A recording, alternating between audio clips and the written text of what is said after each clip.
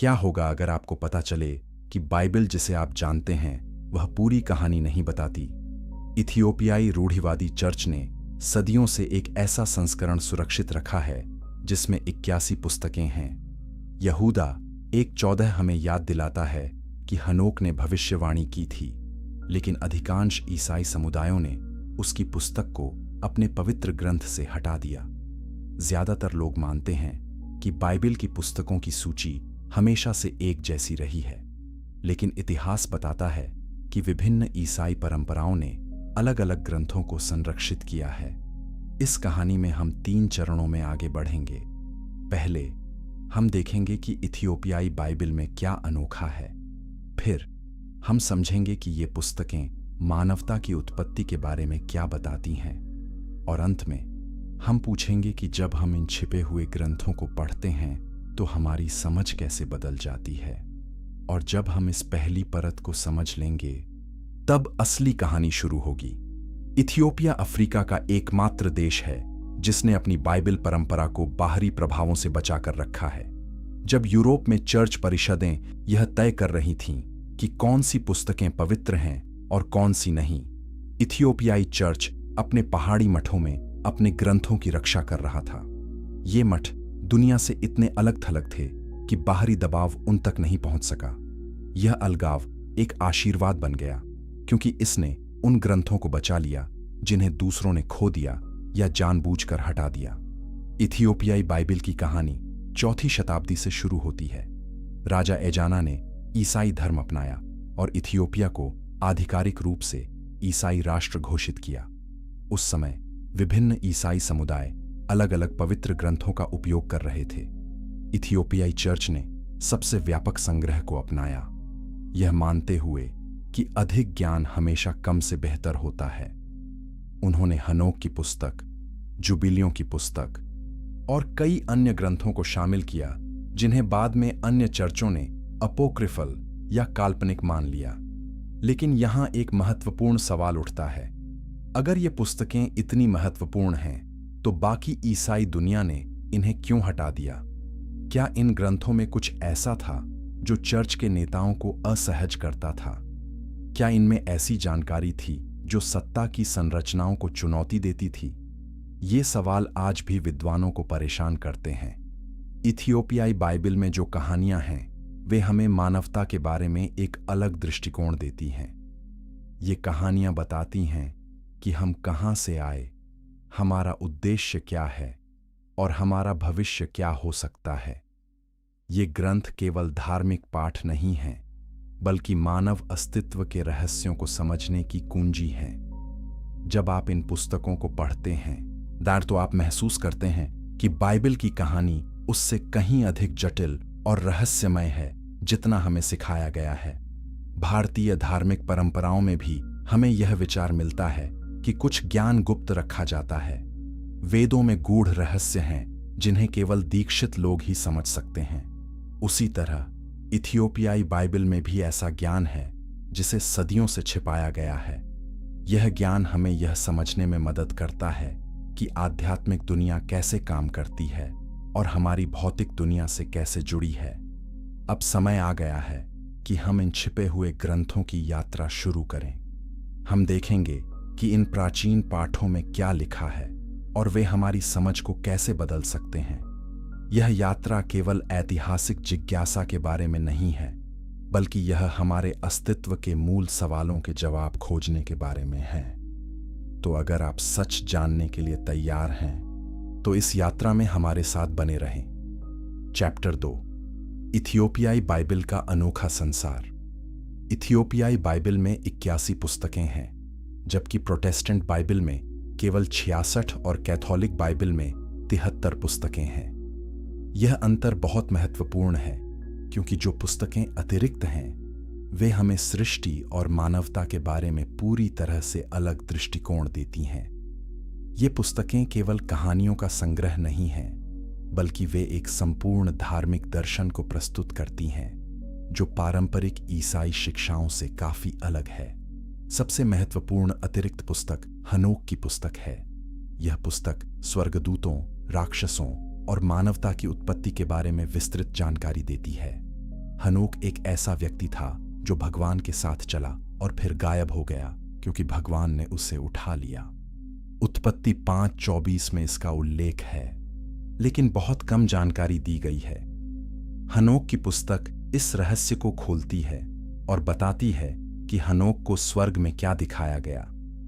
हनोक की पुस्तक 5 खंडों में विभाजित है।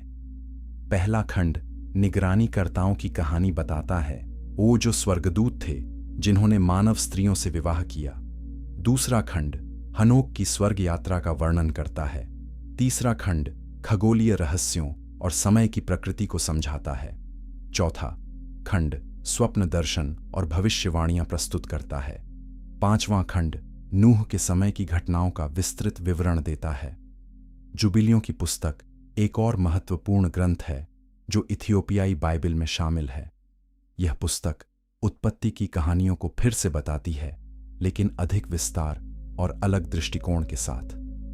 जुबिलियों की पुस्तक सृष्टि को एक व्यवस्थित प्रक्रिया के रूप में प्रस्तुत करती है, जहां हर चीज एक विशेष समय और उद्देश्य के साथ बनाई गई थी। यह पुस्तक यह भी बताती है कि स्वर्गदूतों की विभिन्न श्रेणियां कैसे बनाई गईं और उनके क्या कार्य हैं। इथियोपियाई बाइबल में मकाबीज की 4 पुस्तकें भी शामिल हैं, जबकि कैथोलिक बाइबल में केवल 2 हैं और प्रोटेस्टेंट बाइबल में कोई नहीं है। ये पुस्तकें यहूदी इतिहास के एक महत्वपूर्ण दौर को दर्ज करती हैं, जब यहूदी लोग विदेशी शासन के खिलाफ लड़ रहे थे। इन पुस्तकों में विश्वास, साहस और धार्मिक पहचान की रक्षा की प्रेरक कहानियां हैं। एजरा की अतिरिक्त पुस्तकें भी इथियोपियाई बाइबल में पाई जाती हैं। ये पुस्तकें सर्वनाश साहित्य हैं जो अंत समय और भगवान के राज्य के बारे में भविष्यवाणियां करती हैं। इन पुस्तकों में दर्शन और प्रतीकात्मक कहानियां हैं जो आध्यात्मिक सत्य को समझने में मदद करती हैं। ये ग्रंथ बताते हैं कि इतिहास एक निर्धारित योजना के अनुसार चल रहा है और अंततः भलाई बुराई पर विजय प्राप्त करेगी। इथियोपियाई बाइबल की एक और विशेषता यह है कि यह गीज भाषा में लिखी गई है, जो एक प्राचीन सेमिटिक भाषा है। यह भाषा अब बोली नहीं जाती, लेकिन इथियोपियाई चर्च में धार्मिक उद्देश्यों के लिए इसका उपयोग जारी है। गीज भाषा में लिखे गए ये ग्रंथ बहुत प्राचीन हैं और कुछ विद्वानों का मानना है कि ये मूल हिब्रू और अरामी ग्रंथों के सबसे करीब हैं।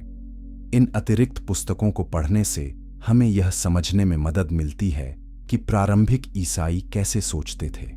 ये ग्रंथ हमें दिखाते हैं कि पहली और दूसरी शताब्दी के विश्वासियों के लिए क्या महत्वपूर्ण था।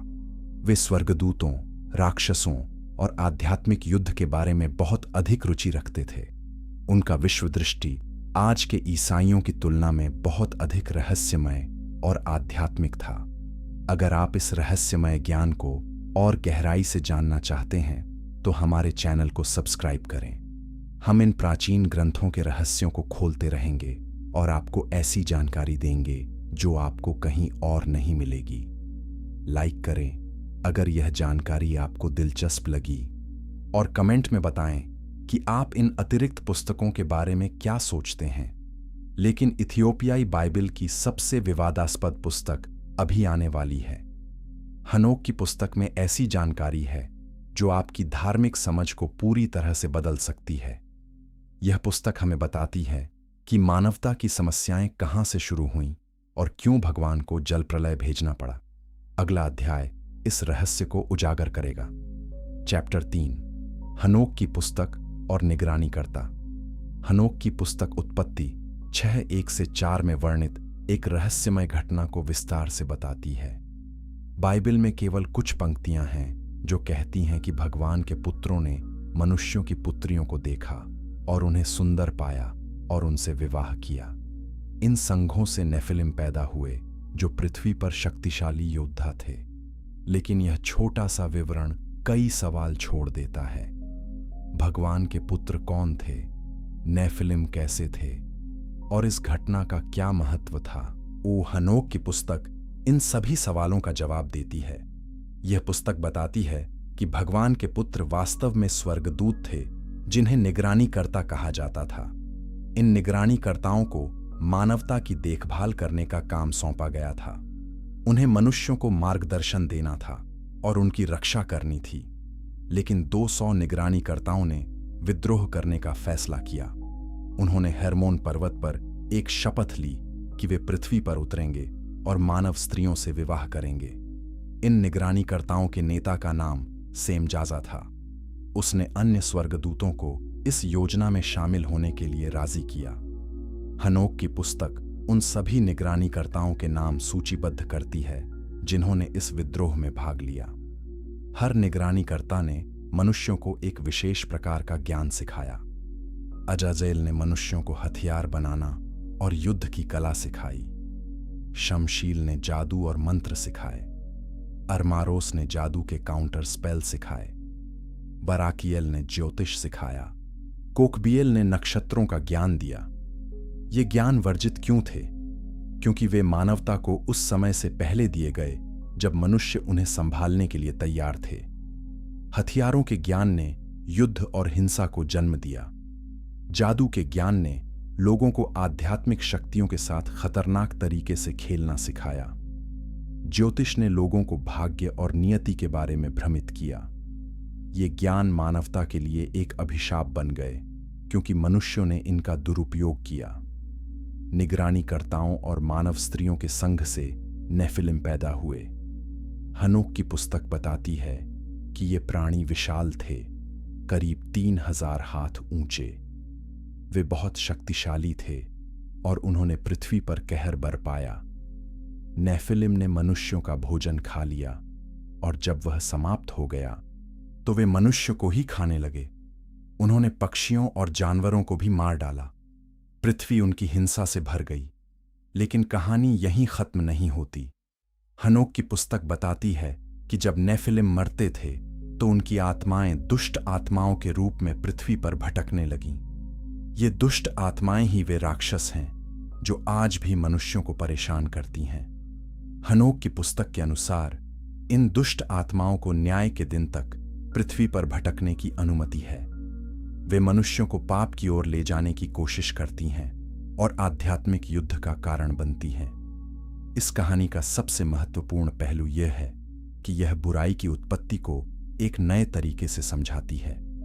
पारंपरिक ईसाई शिक्षा कहती है कि बुराई आदम और हव्वा के पाप से शुरू हुई, लेकिन हनोक की पुस्तक बताती है कि बुराई निगरानीकर्ताओं के विद्रोह से शुरू हुई, जो आदम से पहले हुआ था। यह दृष्टिकोण मानवता की जिम्मेदारी को कम करता है और स्वर्गदूतों की भूमिका को बढ़ाता है। हनोक की पुस्तक यह भी बताती है कि भगवान ने इस स्थिति पर कैसे प्रतिक्रिया की। जब स्वर्गदूतों माइकल, उरियल, राफेल और गैब्रियल ने पृथ्वी पर हो रही हिंसा को देखा तो उन्होंने भगवान से प्रार्थना की। भगवान ने आदेश दिया कि निगरानीकर्ताओं को कैद किया जाए। उन्हें अंधेरे के गड्ढों में बांध दिया गया जहां वे न्याय के दिन तक रहेंगे। नेफिलिम को नष्ट करने के लिए भगवान ने जल प्रलय भेजने का फैसला किया। यह कहानी इतनी विवादास्पद क्यों है? क्योंकि यह कई धार्मिक मान्यताओं को चुनौती देती है। अगर बुराई निगरानीकर्ताओं से शुरू हुई तो मूल पाप का सिद्धांत कैसे काम करता है? अगर स्वर्गदूत विद्रोह कर सकते हैं और मनुष्यों से विवाह कर सकते हैं तो स्वर्गदूतों की प्रकृति क्या है? ये सवाल चर्च के नेताओं को असहज करते हैं और यही कारण है कि हनोक की पुस्तक को बाइबल से बाहर रखा गया।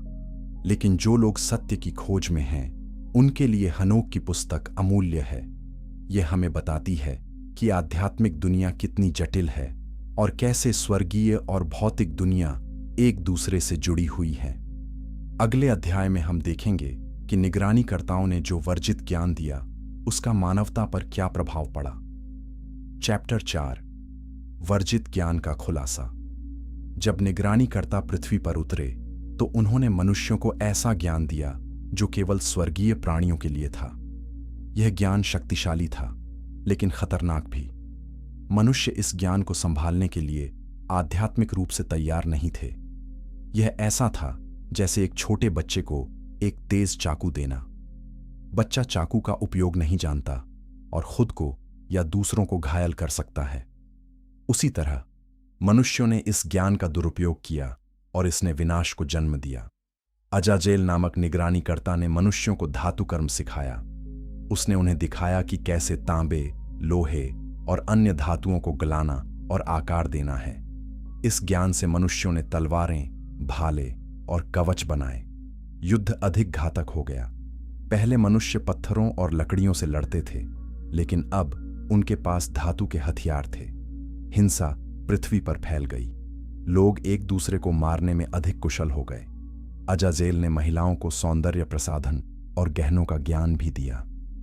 उसने उन्हें सिखाया कि कैसे आंखों को रंगना, चेहरे को सजाना और सुंदर दिखने के लिए विभिन्न तकनीकों का उपयोग करना। यह ज्ञान निर्दोष लग सकता है, लेकिन हनोक की पुस्तक इसे एक समस्या के रूप में प्रस्तुत करती है। क्यों? क्योंकि इसने लोगों को बाहरी सुंदरता पर ध्यान केंद्रित करना सिखाया और आंतरिक चरित्र को नजरअंदाज किया। लोग दूसरों को धोखा देने के लिए अपनी उपस्थिति का उपयोग करने लगे। शमशील नामक निगरानीकर्ता ने मनुष्यों को जादू और मंत्र सिखाए। उसने उन्हें दिखाया कि कैसे आत्माओं को बुलाना, भविष्य देखना और अलौकिक शक्तियों का उपयोग करना। यह ज्ञान बेहद खतरनाक था, क्योंकि यह मनुष्यों को दुष्ट आत्माओं के संपर्क में लाता था। जब लोग इन मंत्रों का उपयोग करते थे, तो वे अनजाने में राक्षसी शक्तियों को अपने जीवन में आमंत्रित कर रहे थे। यह ज्ञान आध्यात्मिक भ्रष्टाचार का कारण बना। बराकियल ने ज्योतिष सिखाया। उसने मनुष्यों को तारों और ग्रहों के रहस्य बताए। उसने सिखाया कि कैसे नक्षत्रों की स्थिति से भविष्य का अनुमान लगाना। यह ज्ञान भी समस्याग्रस्त था, क्योंकि इसने लोगों को यह विश्वास दिलाया कि उनका भाग्य पहले से निर्धारित है। लोगों ने अपनी स्वतंत्र इच्छा और जिम्मेदारी को छोड़ दिया और सोचा कि सितारे उनके जीवन को नियंत्रित करते हैं। यह भाग्यवाद लोगों को निष्क्रिय और हताश बना दिया। कोकबियल ने खगोल विज्ञान और नक्षत्रों का ज्ञान दिया। सतही रूप से यह ज्ञान वैज्ञानिक और उपयोगी लगता है, लेकिन हनोक की पुस्तक के अनुसार इस ज्ञान ने मनुष्यों को भगवान की बनाई व्यवस्था में हस्तक्षेप करने का प्रयास करना सिखाया। मनुष्य ब्रह्मांड के रहस्यों को समझने की कोशिश कर रहे थे, लेकिन वे आध्यात्मिक रूप से परिपक्व नहीं थे। यह ज्ञान अभिमान का कारण बना और मनुष्यों ने सोचा कि वे भगवान की तरह बन सकते हैं। इन सभी वर्जित ज्ञानों का एक सामान्य विषय है। वे सभी मनुष्यों को उनकी प्राकृतिक सीमाओं से आगे जाने के लिए प्रोत्साहित करते हैं। भगवान ने मनुष्यों को एक निश्चित तरीके से बनाया था, एक निश्चित उद्देश्य के साथ, लेकिन निगरानीकर्ताओं ने उन्हें ऐसा ज्ञान दिया जिसने इस डिजाइन को बाधित किया। मनुष्य अधिक शक्तिशाली बन गए, लेकिन अधिक बुद्धिमान नहीं। उनके पास तकनीक थी, लेकिन नैतिकता नहीं थी। भारतीय दर्शन में भी हमें यह विचार मिलता है कि कुछ ज्ञान केवल उन्हीं के लिए है जो तैयार हैं।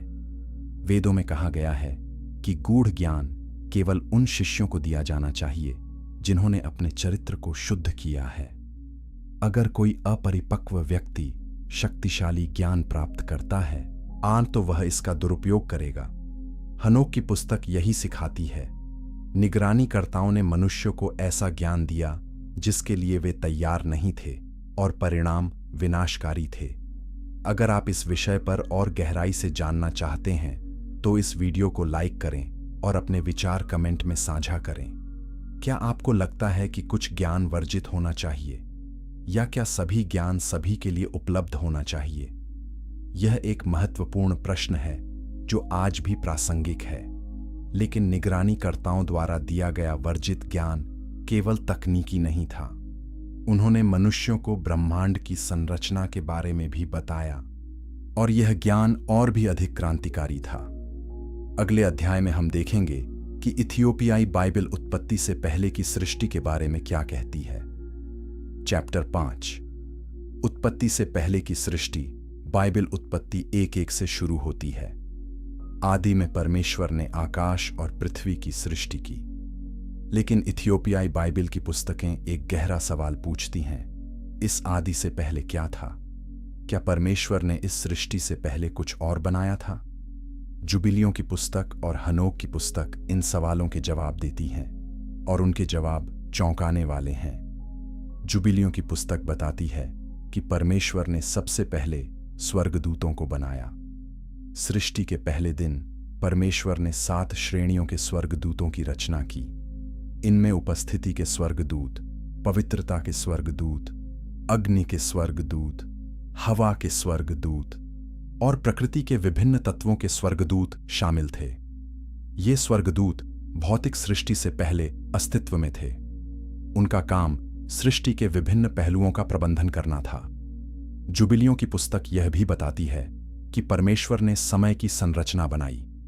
उसने 7 दिन के सप्ताह को स्थापित किया, चंद्रमा और सूर्य के चक्रों को निर्धारित किया और वर्ष के त्योहारों को परिभाषित किया।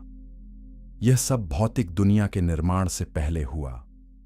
समय एक आध्यात्मिक वास्तविकता के रूप में पहले से मौजूद था और फिर इसे भौतिक ब्रह्मांड में लागू किया गया। हनोक की पुस्तक और भी आगे जाती है। यह पुस्तक वर्णन करती है कि परमेश्वर ने विभिन्न आध्यात्मिक आयामों को कैसे बनाया। हनोक को स्वर्ग की यात्रा में 7 स्वर्गों को दिखाया गया।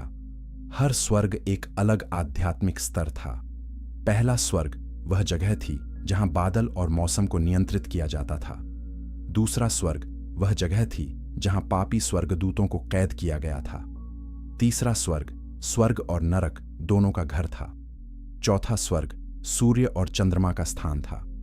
5वां स्वर्ग विशाल स्वर्गदूतों का निवास था। 6ठा स्वर्ग विद्वान स्वर्गदूतों का घर था। 7वां स्वर्ग सबसे ऊंचा था, जहां परमेश्वर का सिंहासन था। यह सब उत्पत्ति एक से पहले बनाया गया था। जब हम बाइबल पढ़ते हैं कि आदि में परमेश्वर ने आकाश और पृथ्वी की सृष्टि की, तो यह वास्तव में भौतिक ब्रह्मांड के निर्माण की बात कर रहा है। लेकिन आध्यात्मिक दुनिया पहले से ही अस्तित्व में थी। स्वर्गदूत पहले से ही थे। स्वर्गीय संरचनाएं पहले से ही बनी हुई थीं। भौतिक सृष्टि आध्यात्मिक सृष्टि की एक प्रतिबिंब या विस्तार थी। यह दृष्टिकोण बहुत महत्वपूर्ण है, क्योंकि यह हमें बताता है कि भौतिक दुनिया प्राथमिक नहीं है। आध्यात्मिक दुनिया अधिक मौलिक है। जो कुछ भी भौतिक रूप से होता है, वह पहले आध्यात्मिक रूप से होता है। यह विचार कई रहस्यवादी परंपराओं में पाया जाता है। यहूदी कबालाह भी यही कहता है कि भौतिक दुनिया आध्यात्मिक प्रकाश की एक प्रक्षेपण है। भारतीय दर्शन में भी हमें यही विचार मिलता है। वेदांत कहता है कि ब्रह्म ही एकमात्र वास्तविकता है और भौतिक दुनिया माया या भ्रम है। भौतिक संसार आध्यात्मिक सत्य की एक अभिव्यक्ति है। इथियोपियाई बाइबल का दृष्टिकोण इससे मिलता जुलता है। भौतिक सृष्टि एक आध्यात्मिक वास्तविकता की अभिव्यक्ति है जो पहले से मौजूद थी। जुबिलियों की पुस्तक यह भी बताती है कि परमेश्वर ने सृष्टि को एक विशेष योजना के अनुसार बनाया। हर चीज एक उद्देश्य के साथ बनाई गई थी। सूर्य को दिन को चिह्नित करने के लिए बनाया गया था। चंद्रमा को महीनों और त्योहारों को चिह्नित करने के लिए बनाया गया था। तारों को रात को प्रकाश देने के लिए बनाया गया था। हर सृष्टि का एक विशेष कार्य था और सब कुछ एक सामंजस्यपूर्ण पूरे में फिट बैठता था। लेकिन फिर एक समस्या आई। निगरानीकर्ताओं के विद्रोह ने इस सामंजस्य को तोड़ दिया। उन्होंने परमेश्वर की योजना में हस्तक्षेप किया। उन्होंने मनुष्यों को ऐसा ज्ञान दिया जो उनके लिए नहीं था। उन्होंने मनुष्यों के साथ संबंध बनाए जो प्राकृतिक नहीं थे। इससे नेफिलिम पैदा हुए, जो संकर प्राणी थे, जो परमेश्वर की मूल योजना का हिस्सा नहीं थे। सृष्टि की पूर्णता नष्ट हो गई। यह समझना महत्वपूर्ण है कि इथियोपियाई बाइबल के अनुसार मानवता की समस्या केवल आदम और हव्वा के पाप से शुरू नहीं हुई। समस्या उससे पहले शुरू हुई जब निगरानीकर्ताओं ने विद्रोह किया। आदम और हव्वा की पतन की कहानी एक बड़ी कहानी का हिस्सा है। यह बड़ी कहानी सृष्टि से पहले शुरू होती है और मानव इतिहास के माध्यम से जारी रहती है। अगर आप इस गहरे आध्यात्मिक ज्ञान से प्रभावित हुए हैं, आना तो इस वीडियो को शेयर करें, अपने दोस्तों और परिवार के साथ साझा करें जो आध्यात्मिक सत्य की खोज में हैं, और हमारे चैनल को सब्सक्राइब करें, क्योंकि हम इथियोपियाई बाइबल के और भी रहस्यों को उजागर करते रहेंगे। लेकिन अभी सबसे बड़ा सवाल बाकी है। अगर यह सब उत्पत्ति से पहले बनाया गया था तो आदम का क्या? आदम की असली उत्पत्ति क्या थी? अगले अध्याय में हम इस रहस्य को खोलेंगे। चैप्टर 6, आदम की वास्तविक उत्पत्ति। हम सभी उत्पत्ति की कहानी जानते हैं। परमेश्वर ने आदम को मिट्टी से बनाया और उसमें जीवन की सांस फूंकी। फिर उसने आदम को अदन के बाग में रखा। लेकिन इथियोपियाई बाइबल की पुस्तकें एक अलग कहानी बताती हैं। वे सुझाव देती हैं कि आदम की उत्पत्ति अदन के बाग में नहीं हुई, बल्कि एक उच्च स्वर्गीय क्षेत्र में हुई। अदन का बाग वास्तव में एक पदोन्नति नहीं था, बल्कि एक अवरोहण या निर्वासन था। हनोक की गुप्त पुस्तक, जिसे दूसरी हनोक की पुस्तक भी कहा जाता है, इस विचार को विस्तार से बताती है। इस पुस्तक में परमेश्वर आदम को बनाने से पहले एक स्वर्गीय परिषद बुलाता है। परमेश्वर स्वर्गदूतों से कहता है कि वह पृथ्वी पर एक राजा बनाएगा, एक प्राणी जो दोनों भौतिक और आध्यात्मिक होगा। यह प्राणी परमेश्वर के स्वरूप में बनाया जाएगा। इस पुस्तक के अनुसार आदम को पहले स्वर्ग में बनाया गया था। उसे प्रकाश का शरीर दिया गया था। यह शरीर दिव्य चमक से भरा हुआ था। आदम स्वर्गदूतों के साथ खड़ा था और उसकी महिमा उनके समान थी। परमेश्वर ने स्वर्गदूतों को आदेश दिया कि वे आदम की पूजा करें, क्योंकि वह परमेश्वर के स्वरूप में बनाया गया था। अधिकांश स्वर्गदूतों ने आज्ञा मानी, लेकिन एक नहीं माना, शैतान। शैतान ने कहा कि वह आदम की पूजा क्यों करे। आदम बाद में बनाया गया था। शैतान को पहले बनाया गया था प्रकाश से। उसने महसूस किया कि आदम से बेहतर है। इस अवज्ञा के कारण शैतान को स्वर्ग से निकाल दिया गया। यह वह घटना है जिसे हम लूसीफर के पतन के रूप में जानते हैं। लेकिन इथियोपियाई परंपरा के अनुसार यह पतन आदम के निर्माण से संबंधित था। आदम को शुरू में प्रकाश का शरीर दिया गया था, लेकिन फिर उसे पृथ्वी पर भेजा गया। उसे एक भौतिक शरीर दिया गया जो मिट्टी से बनाया गया था। यह एक अवरोहण था। आदम एक उच्च आध्यात्मिक स्थिति से एक निम्न भौतिक स्थिति में आया। अदन का बाग वास्तव में स्वर्ग नहीं था, बल्कि पृथ्वी पर एक विशेष स्थान था जहां स्वर्गीय और भौतिक दुनिया मिलती थी। यह दृष्टिकोण आदम के पाप की कहानी को एक नया अर्थ देता है। जब आदम और हव्वा ने ज्ञान के वृक्ष से खाया तो उन्होंने क्या खो दिया?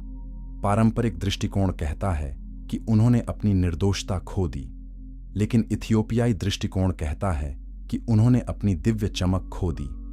उन्होंने अपने प्रकाश के शरीर को खो दिया और पूरी तरह से भौतिक हो गए। यह पतन एक और अवरोहण था। अदन के बाग में ज्ञान के वृक्ष का क्या अर्थ था? कुछ व्याख्याकारों का कहना है कि यह यौन ज्ञान का प्रतीक था। अन्य कहते हैं कि यह भले और बुरे का नैतिक ज्ञान था। लेकिन इथियोपियाई परंपरा एक अलग व्याख्या देती है। ज्ञान का वृक्ष द्वैत का प्रतीक था। जब आदम और हव्वा ने इससे खाया तो उन्होंने अपनी एकता की चेतना खो दी। उन्होंने खुद को परमेश्वर से अलग महसूस करना शुरू किया। यह पृथकता ही पाप का सार है। भारतीय दर्शन में भी हमें यही विचार मिलता है।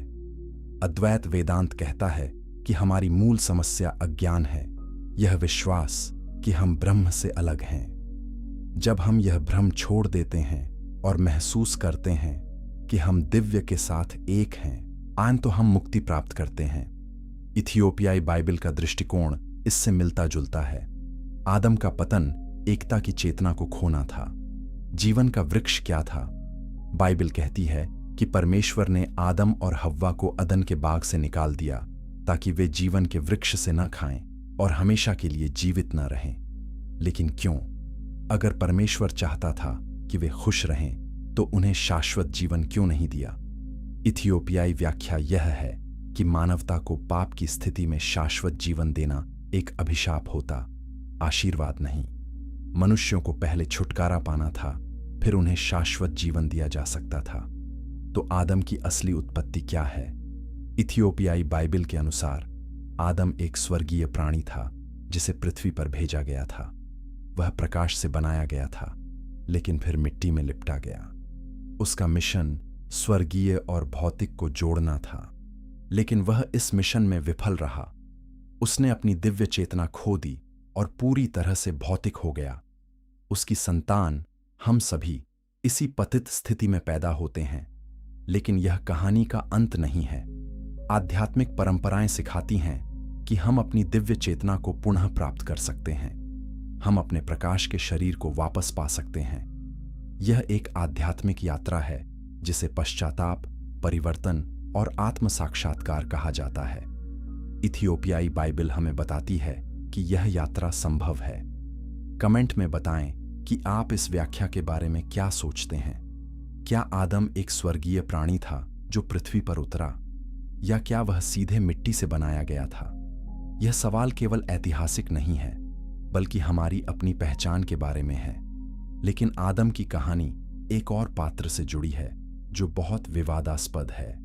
लूसीफर या शैतान ने आदम की पूजा करने से इनकार क्या इसलिए किया क्योंकि वह बुरा था, या कुछ और कारण था? अगले अध्याय में हम लूसीफर के रहस्यमय चरित्र की जांच करेंगे। चैप्टर 7, लूसीफर का रहस्यमय चरित्र। लूसीफर, यह नाम डर और आकर्षण दोनों पैदा करता है। पारंपरिक ईसाई शिक्षा हमें बताती है कि लूसीफर एक विद्रोही स्वर्गदूत था जो गर्व के कारण गिरा। वह शैतान बन गया, बुराई का स्रोत और मानवता का शत्रु। लेकिन इथियोपियाई बाइबल और अन्य प्राचीन ग्रंथ एक अधिक जटिल तस्वीर प्रस्तुत करते हैं। क्या लूसीफर केवल बुराई का प्रतिनिधित्व करता है या कुछ और गहरा है? लूसीफर नाम का अर्थ है प्रकाशवाहक या भोर का तारा। यशायाह 14:12 में भविष्यवक्ता बाबुल के राजा को संबोधित करते हुए कहता है, हे भोर के तारे, तू कैसे आकाश से गिर गया? प्रारंभिक ईसाई व्याख्याकारों ने इस अंश को लूसीफर के पतन के बारे में माना। हालांकि मूल संदर्भ एक मानव राजा के बारे में था। यह व्याख्या सदियों से चली आ रही है और लूसीफर के बारे में हमारी समझ को आकार दिया है।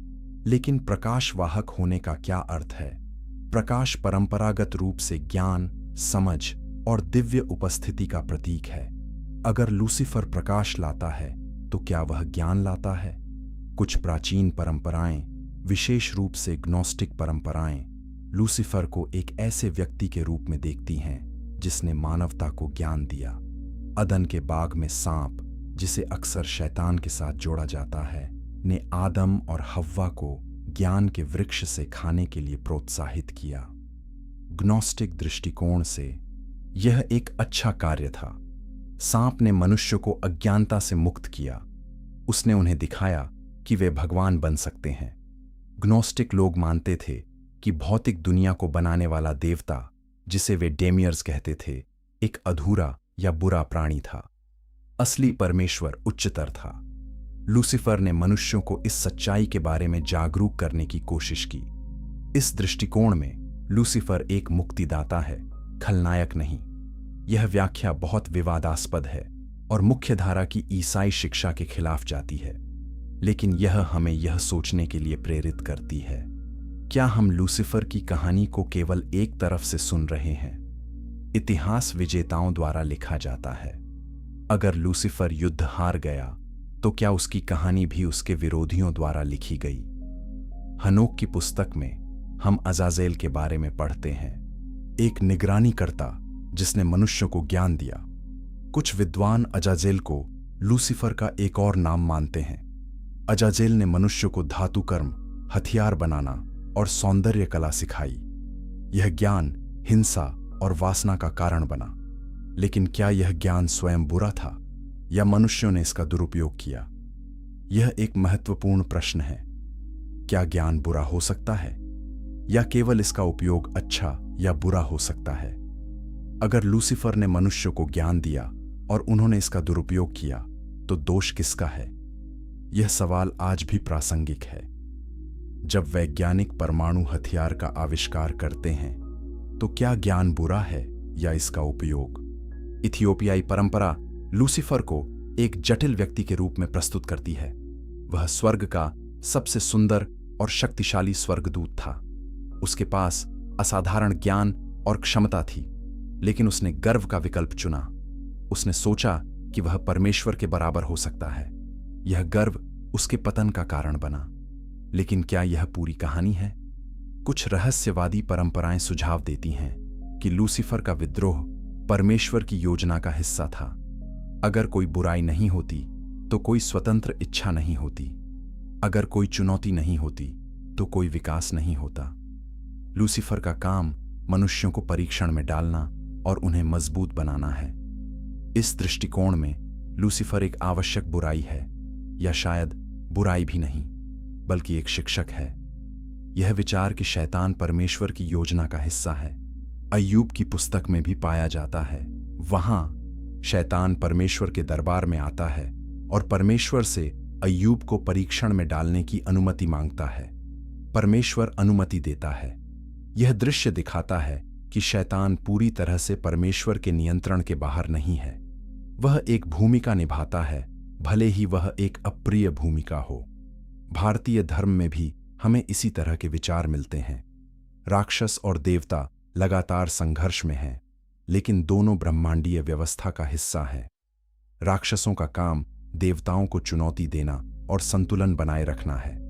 इस दृष्टिकोण में बुराई एक अलग शक्ति नहीं है, बल्कि सृष्टि की गतिशीलता का हिस्सा है। अगर आप इस रहस्यमय और गहरे दृष्टिकोण से मोहित हो गए हैं, तो इस वीडियो को लाइक करें और कमेंट में बताएं, क्या आपको लगता है कि लूसीफर पूरी तरह से बुरा है या उसकी कहानी अधिक जटिल है? लेकिन लूसीफर और निगरानीकर्ताओं के विद्रोह के परिणाम विनाशकारी थे। पृथ्वी हिंसा से भर गई थी। नेफिलिम ने तबाही मचाई। परमेश्वर ने फैसला किया कि कुछ करना होगा। उसने जल प्रलय भेजने का फैसला किया। लेकिन जल प्रलय का उद्देश्य क्या था? अगले अध्याय में हम इस रहस्य को खोलेंगे। चैप्टर 8, जल प्रलय का छिपा हुआ उद्देश्य। जल प्रलय की कहानी बाइबल की सबसे प्रसिद्ध कहानियों में से एक है। परमेश्वर ने देखा कि पृथ्वी हिंसा से भरी हुई है और मनुष्य लगातार बुराई की ओर झुक रहे हैं। उसने पूरी मानवता को नष्ट करने का फैसला किया, केवल नूह और उसके परिवार को छोड़कर। लेकिन पारंपरिक व्याख्या कहती है कि जल प्रलय मानव पाप के लिए एक सजा थी। इथियोपियाई बाइबल एक अलग कहानी बताती है। हनोक की पुस्तक के अनुसार जल प्रलय का मुख्य उद्देश्य नेफिलिम को नष्ट करना था। ये विशाल संकर प्राणी थे जो निगरानीकर्ताओं और मानव स्त्रियों के संघ से पैदा हुए थे। नेफिलिम परमेश्वर की मूल सृष्टि योजना का हिस्सा नहीं थे। वे एक विकृति थे, एक असामान्यता थी जो प्राकृतिक व्यवस्था को बाधित कर रही थी। उन्हें हटाना आवश्यक था ताकि सृष्टि को फिर से शुद्ध किया जा सके। लेकिन नेफिलिम ही एकमात्र समस्या नहीं थे। वर्जित ज्ञान जो निगरानीकर्ताओं ने सिखाया था, वह भी मानवता को भ्रष्ट कर रहा था। मनुष्य जादू, युद्ध और आध्यात्मिक अभ्यास कर रहे थे जो उनके लिए उपयुक्त नहीं थे। यह ज्ञान पीढ़ी दर पीढ़ी पारित हो रहा था। जल प्रलय का एक उद्देश्य इस ज्ञान को मिटाना भी था। जब सभ्यता नष्ट हो गई तो उसके साथ वह ज्ञान भी खो गया। इथियोपियाई बाइबल यह भी सुझाव देती है कि जल प्रलय एक आध्यात्मिक पुनर्गठन था। यह केवल भौतिक नाश नहीं था, बल्कि आध्यात्मिक क्षेत्र की सफाई थी। निगरानीकर्ताओं को बांध दिया गया और अंधकार के गड्ढों में कैद कर दिया गया। दुष्ट आत्माओं को सीमित किया गया। आध्यात्मिक दुनिया को फिर से व्यवस्थित किया गया। जल प्रलय के बाद एक नई शुरुआत हुई, न केवल भौतिक रूप से बल्कि आध्यात्मिक रूप से भी। जुबिलियों की पुस्तक बताती है कि जल प्रलय के बाद नूह ने विशेष यज्ञ चढ़ाए। इन यज्ञों ने पृथ्वी को शुद्ध किया और परमेश्वर के साथ नई वाचा स्थापित की। परमेश्वर ने वादा किया कि वह फिर कभी पूरी पृथ्वी को जल प्रलय से नष्ट नहीं करेगा। इंद्रधनुष इस वाचा का प्रतीक बन गया। यह केवल एक सुंदर प्राकृतिक घटना नहीं थी, बल्कि एक आध्यात्मिक संकेत था कि परमेश्वर और मानवता के बीच एक नया संबंध शुरू हो रहा था। लेकिन जल प्रलय ने सब कुछ पूरी तरह से मिटा नहीं दिया। हनोक की पुस्तक कहती है कि दुष्ट आत्माएं बची रहीं। जब नेफिलिम मरे, तो उनकी आत्माएं पृथ्वी पर भटकने लगीं। परमेश्वर ने इन आत्माओं में से 90% को बांध दिया, लेकिन 10% को छोड़ दिया। क्यों? ताकि वे मनुष्यों को परीक्षण में डाल सकें। ये दुष्ट आत्माएं वे राक्षस हैं जो आज भी सक्रिय हैं। वे मनुष्यों को लुभाती हैं और आध्यात्मिक युद्ध का कारण बनती हैं। यह विचार कि परमेश्वर ने जानबूझकर कुछ दुष्ट आत्माओं को छोड़ दिया बहुत दिलचस्प है। यह सुझाव देता है कि बुराई की उपस्थिति एक दुर्घटना नहीं है, बल्कि एक आवश्यक हिस्सा है। मनुष्यों को विकसित होने के लिए चुनौतियों की आवश्यकता है। अगर कोई प्रलोभन नहीं होता तो कोई नैतिक विकास नहीं होता।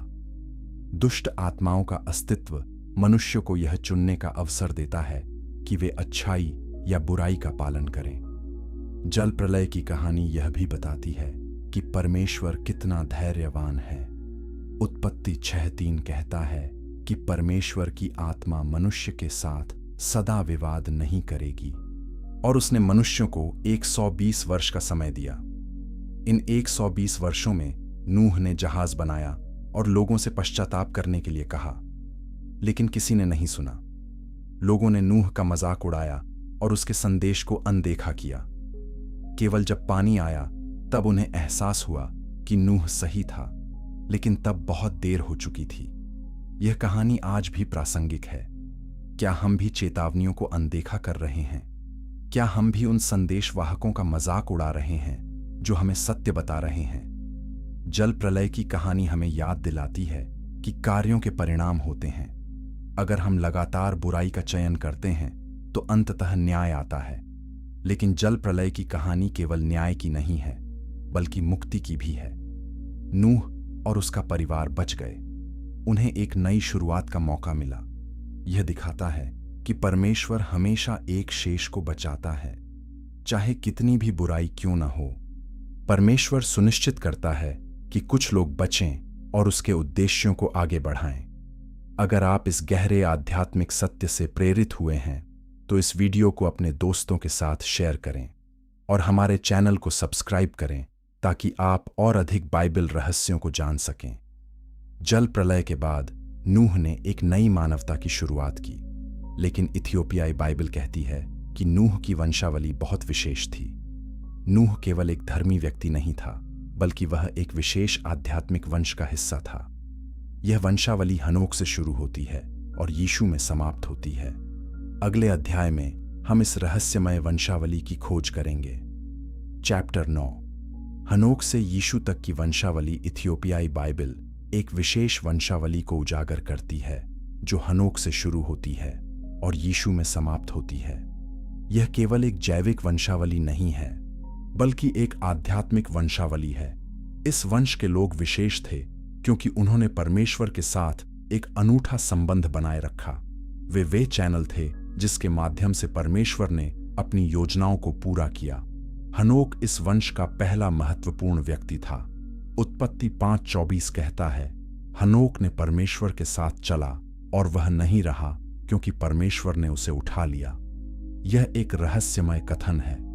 अधिकांश लोग मरते हैं, लेकिन हनोक को बिना मृत्यु के उठा लिया गया। हनोक की पुस्तक बताती है कि परमेश्वर ने हनोक को स्वर्ग दिखाया और उसे महान रहस्यों का ज्ञान दिया। हनोक ने यह ज्ञान लिखा और अपने पुत्र मतूशेलह को दिया। मतूशेलह बाइबल में सबसे लंबे समय तक जीने वाला व्यक्ति है, 969 वर्ष। उसका नाम भी महत्वपूर्ण है। मतूशेलह का अर्थ है जब वह मरेगा यह आएगा, और वास्तव में जब मतूशेलह मरा उसी वर्ष जल प्रलय आया। यह संयोग नहीं था, बल्कि एक भविष्यवाणी का पूर्ण होना था। मतूशेलह का पुत्र लेमेक था और लेमेक का पुत्र नूह था। जब नूह पैदा हुआ तो लेमेक ने कहा, यह हमें हमारे काम और हमारे हाथों के परिश्रम से आराम देगा। यह भी एक भविष्यवाणी थी। नूह ने मानवता को विलुप्त होने से बचाया। जल प्रलय के बाद नूह और उसके पुत्रों ने पृथ्वी को फिर से आबाद किया। नूह के बाद यह विशेष वंश शेम के माध्यम से जारी रहा। शेम नूह के 3 पुत्रों में से एक था और उसे विशेष आशीर्वाद मिला। उत्पत्ति 9:26 में नूह कहता है, धन्य है यहोवा शेम का परमेश्वर। शेम की संतान से अब्राहम आया, जिसके साथ परमेश्वर ने एक विशेष वाचा बनाई। अब्राहम, इसहाक और याकूब ये पितृसत्ताक इस्राएल राष्ट्र की नींव बने। उनके माध्यम से परमेश्वर ने अपने लोगों को स्थापित किया। लेकिन इथियोपियाई परंपरा कहती है कि यह वंश अब्राहम में समाप्त नहीं हुआ। यह दाऊद के माध्यम से जारी रहा, जिसने इस्राएल को एकजुट किया और यरूशलेम को अपनी राजधानी बनाया। दाऊद से सुलेमान आया और यहीं पर इथियोपियाई कनेक्शन बहुत महत्वपूर्ण हो जाता है। कबीर ए नगस्त नामक एक इथियोपियाई पुस्तक बताती है कि शीबा की रानी सुलेमान से मिलने यरूशलेम आई थी। वह उसकी बुद्धि से प्रभावित हुई और उन दोनों के बीच एक रोमांटिक संबंध विकसित हुआ। इस संबंध से एक पुत्र पैदा हुआ जिसका नाम मेनेलिक था। मेनेलिक इथियोपिया लौट गया और वहां राजा बना। इथियोपियाई परंपरा के अनुसार मेनेलिक वाचा के संदूक को यरूशलेम से इथियोपिया ले आया। यह एक बहुत साहसी दावा है, लेकिन इथियोपियाई लोग आज भी विश्वास करते हैं कि वाचा का संदूक अक्सम में एक चर्च में संरक्षित है। अगर यह सच है तो इथियोपिया दाऊद की वंशावली और इज़राइल की आध्यात्मिक विरासत का प्रत्यक्ष उत्तराधिकारी है। दाऊद की वंशावली अंततः यीशु में पूर्ण होती है। मत्ती और लूका दोनों सुसमाचार यीशु की वंशावली को दाऊद और अब्राहम तक ले जाते हैं। यीशु को दाऊद का पुत्र कहा जाता है। लेकिन अगर हम और पीछे जाएं तो यीशु की वंशावली नूह, हनोक और अंततः आदम तक जाती है। यह वंशावली क्या दिखाती है?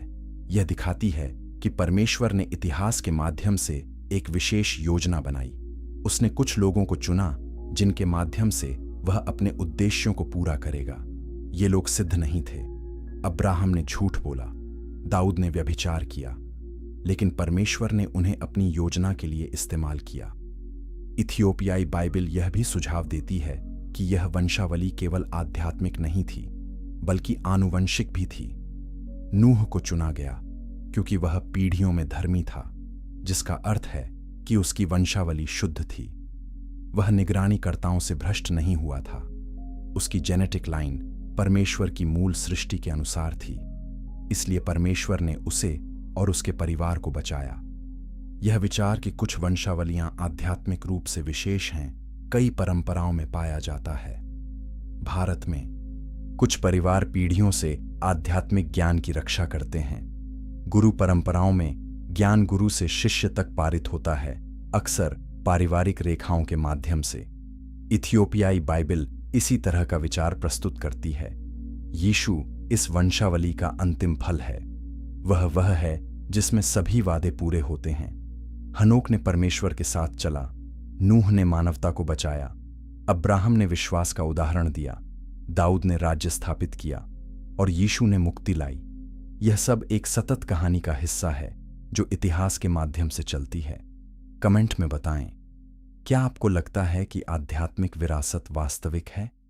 क्या कुछ परिवार या वंश विशेष आध्यात्मिक उद्देश्यों के लिए चुने गए हैं? यह एक दिलचस्प सवाल है जो हमारी पहचान और उद्देश्य के बारे में गहरे प्रश्न उठाता है। लेकिन यह वंशावली एक और बड़े सवाल को जन्म देती है। अगर हनोक, नूह और यीशु सभी इस विशेष वंश का हिस्सा थे, तो क्या उनका अस्तित्व उत्पत्ति एक से पहले शुरू हुआ? क्या एक आध्यात्मिक वास्तविकता है जो भौतिक सृष्टि से पहले मौजूद थी? अगले अध्याय में हम इस रहस्य को खोलेंगे। चैप्टर 10, उत्पत्ति, एक से पहले का अस्तित्व। बाइबल का पहला वाक्य है, आदि में परमेश्वर ने आकाश और पृथ्वी की सृष्टि की। यह एक शक्तिशाली घोषणा है जो सृष्टि की शुरुआत को चिह्नित करती है। लेकिन यह एक गहरा सवाल छोड़ती है, इस आदि से पहले क्या था? क्या परमेश्वर अकेला था? क्या कुछ भी अस्तित्व में नहीं था? हनोक की गुप्त पुस्तक इस सवाल का एक आकर्षक जवाब देती है। हनोक की गुप्त पुस्तक, जिसे दूसरी हनोक की पुस्तक भी कहा जाता है, वर्णन करती है कि कैसे परमेश्वर ने हनोक को सृष्टि से पहले की स्थिति दिखाई। हनोक ने देखा कि परमेश्वर अकेला था, लेकिन वह एक शुद्ध चेतना की स्थिति में था। कोई समय नहीं था, कोई स्थान नहीं था, कोई भौतिकता नहीं थी, केवल परमेश्वर की अनंत उपस्थिति थी। फिर परमेश्वर ने सृष्टि करने का निर्णय लिया, लेकिन यह निर्णय स्वयं पहला सृजनात्मक कार्य था। निर्णय लेने से पहले कुछ भी नहीं था। जब परमेश्वर ने सृजन करने का निर्णय लिया तो संभावना का पहला बीज बोया गया। यह विचार बहुत गहरा है। सृष्टि परमेश्वर के विचार से शुरू हुई, उसके कार्य से नहीं। हनोक की गुप्त पुस्तक कहती है कि परमेश्वर ने सबसे पहले प्रकाश बनाया, लेकिन यह वह प्रकाश नहीं था जिसे हम देखते हैं। यह एक आध्यात्मिक प्रकाश था, शुद्ध चेतना की एक अभिव्यक्ति था। इस प्रकाश से परमेश्वर ने अदृश्य दुनिया बनाई, स्वर्गदूतों, स्वर्गीय क्षेत्रों और आध्यात्मिक संरचनाओं को। यह सब उत्पत्ति एक एक से पहले हुआ। उत्पत्ति एक एक तब घटित हुआ जब परमेश्वर ने अदृश्य दुनिया को दृश्य में बदलने का निर्णय लिया। आकाश और पृथ्वी की सृष्टि आध्यात्मिक वास्तविकता का भौतिककरण था। जो पहले से आध्यात्मिक रूप में मौजूद था, वह अब भौतिक रूप में प्रकट हुआ। यह दृष्टिकोण सृष्टि को एक प्रक्रिया के रूप में देखता है, एक अचानक घटना के रूप में नहीं। यह विचार कि आध्यात्मिक दुनिया भौतिक से पहले आई, कई रहस्यवादी परंपराओं में पाया जाता है। कबालाह, यहूदी रहस्यवाद, कहता है कि परमेश्वर ने पहले सेफिरोट बनाए, 10 दिव्य उत्सर्जन, और फिर इन सेफिरोट के माध्यम से भौतिक दुनिया बनाई। यह प्रक्रिया एक सीधी रेखा में नहीं थी, बल्कि एक क्रमिक अवरोहण थी, जिसमें आध्यात्मिक प्रकाश धीरे धीरे घनीभूत होकर भौतिकता बन गया। भारतीय दर्शन में भी हमें इसी तरह के विचार मिलते हैं। उपनिषद कहते हैं कि ब्रह्म ही एकमात्र वास्तविकता है। ब्रह्म ने सोचा, मैं एक हूं, मैं अनेक हो जाऊं। यह विचार सृष्टि का कारण बना। भौतिक दुनिया ब्रह्म की एक अभिव्यक्ति है, एक अलग सृष्टि नहीं। इथियोपियाई बाइबल का दृष्टिकोण इससे मिलता जुलता है। हनोक की गुप्त पुस्तक यह भी बताती है कि मानवता परमेश्वर के मूल विचार का हिस्सा थी। जब परमेश्वर ने सृष्टि करने का निर्णय लिया तो उसके मन में मानवता पहले से थी। आदम का विचार उत्पत्ति 1 अध्याय 26 से बहुत पहले मौजूद था। यह विचार कि हम परमेश्वर की शाश्वत चेतना का हिस्सा हैं, बहुत गहरा और सांत्वनादायक है। यह दृष्टिकोण हमारी पहचान को एक नया अर्थ देता है। हम केवल यादृच्छिक दुर्घटनाएं नहीं हैं, हम केवल धूल के ढेर नहीं हैं, हम परमेश्वर के शाश्वत विचार की अभिव्यक्ति हैं। हम आध्यात्मिक प्राणी हैं जो भौतिक अनुभव कर रहे हैं। यह ज्ञान हमें गरिमा और उद्देश्य देता है। उत्पत्ति 1-1 से पहले का अस्तित्व एक शुद्ध संभावना की स्थिति थी। सब कुछ संभव था, लेकिन कुछ भी अभिव्यक्त नहीं हुआ था। जब परमेश्वर ने प्रकाश हो कहा, ओ, तो संभावना वास्तविकता बन गई। शब्द शक्तिशाली है क्योंकि यह अदृश्य को दृश्य में बदलता है। यूहन्ना 1:1 यही कहता है, आदि में वचन था, वचन ही सृष्टि का साधन है। लेकिन यहां एक रहस्य है। अगर हम परमेश्वर के शाश्वत विचार का हिस्सा हैं, तो किसी अर्थ में हम भी सृष्टि से पहले मौजूद थे, न भौतिक रूप में बल्कि आध्यात्मिक रूप में। हमारी असली पहचान समय और स्थान से परे है। यह विचार कई रहस्यवादियों को प्रेरित करता है कि वे अपने सच्चे स्वरूप को याद करें। इथियोपियाई बाइबल हमें यह याद दिलाती है कि हमारी कहानी उत्पत्ति 1-1 से नहीं शुरू होती। हमारी कहानी परमेश्वर की शाश्वत चेतना में शुरू होती है। हम भौतिक प्राणी नहीं हैं जो आध्यात्मिक अनुभव की तलाश में हैं। हम आध्यात्मिक प्राणी हैं जो भौतिक अनुभव कर रहे हैं। यह एहसास हमारे जीवन को बदल सकता है। अगर यह गहरा आध्यात्मिक सत्य आपको छू गया है, तो इस वीडियो को लाइक करें और अपने विचार कमेंट में साझा करें। क्या आपको लगता है कि हम सृष्टि से पहले भी अस्तित्व में थे? यह सवाल हमारी पहचान के बारे में गहरे प्रश्न उठाता है। हमने इथियोपियाई बाइबल की यात्रा में बहुत कुछ खोजा है। हमने निगरानीकर्ताओं के बारे में, नेफिलिम के बारे में, जल प्रलय के उद्देश्य के बारे में और सृष्टि से पहले के अस्तित्व के बारे में सीखा। लेकिन सबसे महत्वपूर्ण सवाल बाकी है। यह ज्ञान हमारे लिए क्या मायने रखता है? अगले और अंतिम अध्याय में हम इस सवाल का जवाब देंगे। चैप्टर 11, सत्य की रक्षा और हमारा उत्तरदायित्व। हमने इथियोपियाई बाइबल के रहस्यों की एक गहरी यात्रा की है। हमने ऐसे ग्रंथों को खोजा है जिन्हें अधिकांश ईसाई समुदायों ने हटा दिया या अनदेखा किया। हमने कहानियां सुनी हैं जो हमारी धार्मिक समझ को चुनौती देती हैं। लेकिन अब सबसे महत्वपूर्ण सवाल है, यह ज्ञान हमारे लिए क्या मायने रखता है? हम इसका उपयोग कैसे कर सकते हैं? पहली बात यह समझना है कि सत्य की खोज एक यात्रा है, न कि एक गंतव्य। जब हम इथियोपियाई बाइबल को पढ़ते हैं तो हम अंतिम उत्तर नहीं पा रहे हैं, हम अधिक प्रश्न पा रहे हैं, गहरी समझ पा रहे हैं और व्यापक परिप्रेक्ष्य पा रहे हैं। सत्य कभी एक सरल फॉर्मूला नहीं है जिसे हम याद कर सकें। सत्य एक जीवित वास्तविकता है जिसे हम अनुभव करते हैं। दूसरी बात यह है कि हमें खुले दिमाग से सोचना चाहिए। इतिहास में कई बार चर्च के नेताओं ने यह तय किया कि क्या सत्य है और क्या नहीं। उन्होंने कुछ पुस्तकों को बाइबल में शामिल किया और दूसरों को बाहर रखा। इन निर्णयों को बनाने वाले लोग निस्संदेह ईमानदार थे, लेकिन वे भी मनुष्य थे। उनकी अपनी सीमाएं, पूर्वाग्रह और राजनीतिक दबाव थे। इसलिए हमें उन ग्रंथों को पढ़ने से नहीं डरना चाहिए जिन्हें आधिकारिक तौर पर अस्वीकार कर दिया गया था। तीसरी बात यह है कि हमें आलोचनात्मक सोच का उपयोग करना चाहिए। यह सिर्फ इसलिए कि कुछ प्राचीन पुस्तक में लिखा है, इसका मतलब यह नहीं कि यह पूर्ण सत्य है। हनोक की पुस्तक, जुबिलियों की पुस्तक और अन्य अपोक्रिफल ग्रंथ हमें दिलचस्प दृष्टिकोण देते हैं, लेकिन हमें उन्हें अंधा विश्वास नहीं करना चाहिए। हमें उन्हें अध्ययन करना चाहिए, उनकी तुलना अन्य स्रोतों से करनी चाहिए और अपने अंतर्ज्ञान का उपयोग करना चाहिए। चौथी बात यह है कि हमें इस ज्ञान को व्यावहारिक रूप से लागू करना चाहिए। यह केवल बौद्धिक जिज्ञासा के बारे में नहीं है। इथियोपियाई बाइबल हमें जो सिखाती है वह हमारे जीवन को बदल सकती है। जब हम समझते हैं कि बुराई कहाँ से आती है तो हम इससे बेहतर तरीके से लड़ सकते हैं। जब हम समझते हैं कि हम आध्यात्मिक प्राणी हैं तो हम अधिक उद्देश्यपूर्ण जीवन जी सकते हैं। जब हम समझते हैं कि परमेश्वर की एक विशाल योजना है तो हम कठिनाइयों का सामना अधिक आशा के साथ कर सकते हैं।